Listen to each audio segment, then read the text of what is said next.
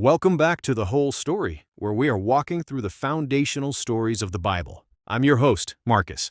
And I'm Daniel. And Marcus, our last episode was heavy. We walked through Genesis 3, the fall. We saw paradise lost, relationships broken, and humanity exiled from the garden, from the presence of God. It ended on such a dark note. It did, but remember, woven into that darkness was a single thread of light. That cryptic promise in Genesis 3:15 that an offspring of the woman would one day crush the serpent's head. So today, in Genesis chapter 4, we see the story continue east of Eden. The question now is, what does life look like in this new, broken world? How will humanity fare, and how will that promise begin to unfold? Yeah, how does that brokenness from the parents start to play out in their children?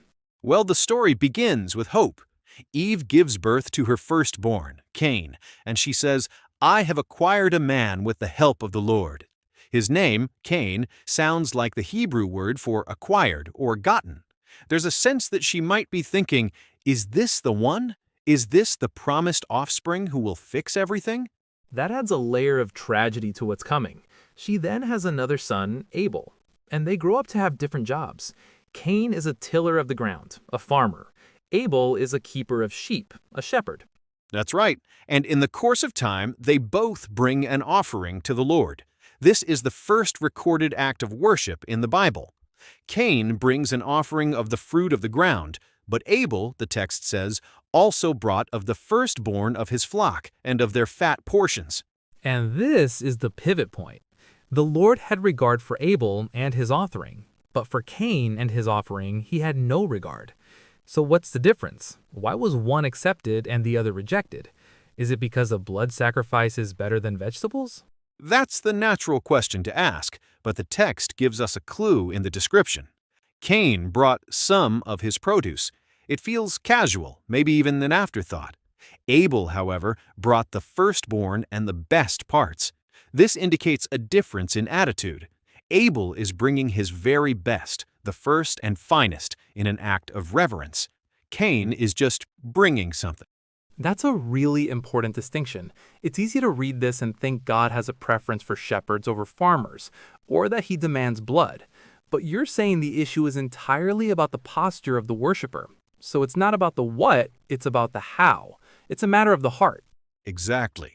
The book of Hebrews in the New Testament confirms this.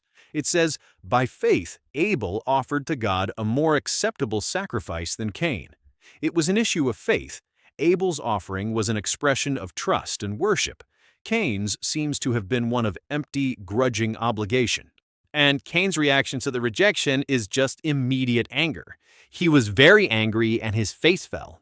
His anger isn't directed inward in self-reflection, it's directed outward at God and at his brother. But look at how God responds. He doesn't strike him down. He comes to him gently, compassionately, and asks two questions. Why are you angry, and why has your face fallen?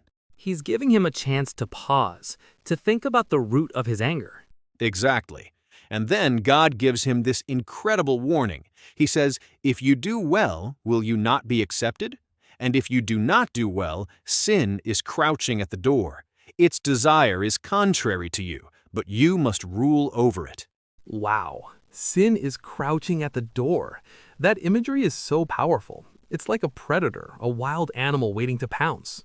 It is. Sin is personified as this beast that wants to master Cain, but God empowers him with a choice. You must rule over it.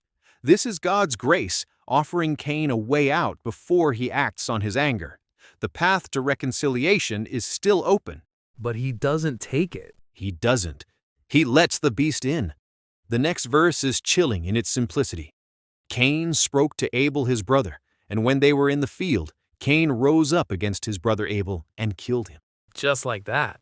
In a single generation, we've gone from eating a piece of fruit to premeditated murder. The escalation of sin is terrifyingly fast. Brother against brother. It is. And the scene that follows is a dark echo of what happened in the garden. God comes to Cain and asks a question. Where is Abel, your brother? Just like he asked Adam, where are you? He knows the answer, but he's giving Cain a chance to confess. Yes, but Cain's response is even worse than his parents' blame shifting. He lies, "I do not know." And then he adds that famous defiant question, "Am I my brother's keeper?" Which is just dripping with sarcasm and resentment. He's completely abdicating the most basic human responsibility we have to one another. And the answer, of course, is yes, you are. Absolutely. And God replies with this haunting line, "What have you done? The voice of your brother's blood is crying out to me from the ground." Justice is demanded, not just by God, but by creation itself. The innocent blood spilled on the earth cries out. So, what is the consequence for Cain? He is cursed from the ground. The very earth that received his brother's blood will no longer yield its strength to him. The farmer can no longer farm. He is condemned to be a restless wanderer on the earth. And Cain's response isn't remorse for his sin, but self-pity for his punishment. He says, "My punishment is greater than I can bear. Whoever finds me will kill me." He's afraid of the very violence that he himself introduced into the world. But here again, we see the stunning mercy of God. Instead of letting justice run its course, God protects Cain. This is the part about the mark of Cain, right? I think a lot of people misunderstand this. They do. The mark is often seen as a curse, a sign of shame, but the text is clear. It's a sign of God's protection. The Lord put a mark on Cain, lest any who found him should attack him. God is preventing the cycle of revenge and blood feuds before it can even begin. He preserves the life of the murderer in an act of profound, almost scandalous grace. That's amazing. So Cain wanders off, and the story then follows his descendants. Yes, and his lineage shows the fruit of his path. He builds a city, a human attempt at security and significance apart from God. And his descendant Lamech becomes this caricature of violence and arrogance. He takes two wives, breaking the one flesh model of Eden, and he boasts about killing a man, proclaiming, "If Cain's revenge is sevenfold, then Lamech's is 77-fold." So the violence and sin are just escalating, spiraling downwards. It seems hopeless. It seems that way. The line of the serpent's offspring seems to be flourishing. But the author doesn't leave us there. The camera pans back to Adam and Eve, and the text says, "Eve bore another son and named him Seth." What does Seth's name mean? It means appointed. Eve says, "God has appointed for me another offspring instead of Abel, for Cain killed him." Seth is the new beginning. He is the continuation of the line of hope, the line of the woman's offspring. So now we have these two distinct family lines, representing two different paths for humanity. Precisely. The way of Cain, which leads to human pride and violence, and the way of Seth, the line of promise. And the chapter ends with this incredibly hopeful verse. Speaking of Seth's son Enosh, it says, "At that time, people began to call upon the name of the Lord." So in the midst of this escalating darkness, worship is born. Hope isn't extinguished. It's not. That's the key takeaway from this chapter. Sin, left unchecked, spirals downward with terrifying speed. It starts with jealousy in the heart and ends in murder in the field. But in parallel, God's mercy and his plan of redemption are still at work. He judges sin, but he also mercifully preserves the sinner and preserves a line of hope. And it leaves us with that question from Cain, which feels like it echoes through all of human history. Am I my brother's keeper? This story gives the resounding and challenging answer. It does. It's a question every person and every society has to answer.